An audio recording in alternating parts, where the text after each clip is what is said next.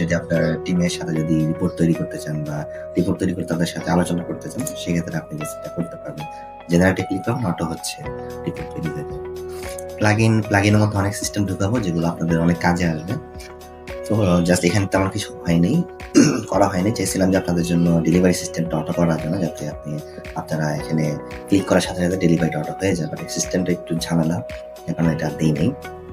এরপর যে সেটিংস থেকে আপনি যেটা করতে পারবেন, আপনার শপের নেম লিখতে পারবেন, যেমন মারহাবা ফ্যাশন, তারপর শপ অ্যাড্রেস, হ্যাঁ, ফোন নাম্বার, এটা লিখে সেভ করে রাখবেন, যাতে এর সিস্টেম বলবো দেখাবো জাস্ট এটা সেভ করে রাখবেন।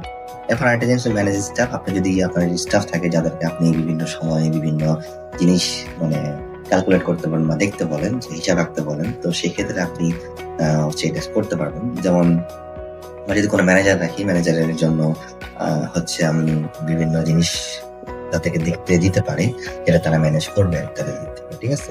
স্টাফ নেম, পিন নাম্বারটা দিলে যে আপনার ইমেল দিয়ে ওই পিন দিয়ে সে লগ ইন করলে জাস্ট আপনি যতটুকু তাকে অ্যাক্সেস দিয়েছেন সেটা দেখতে পারবেন।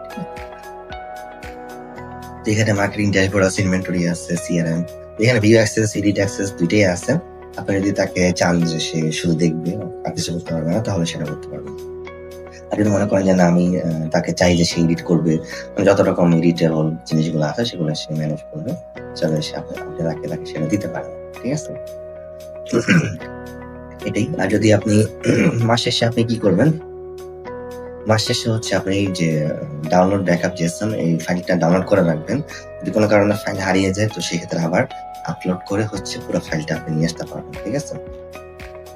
এটাই। তো এটার যে সিস্টেমটা, এটা আপনি যদি সেভ করে রাখেন, এখানে দেখবেন ড্যাশবোর্ডের মধ্যে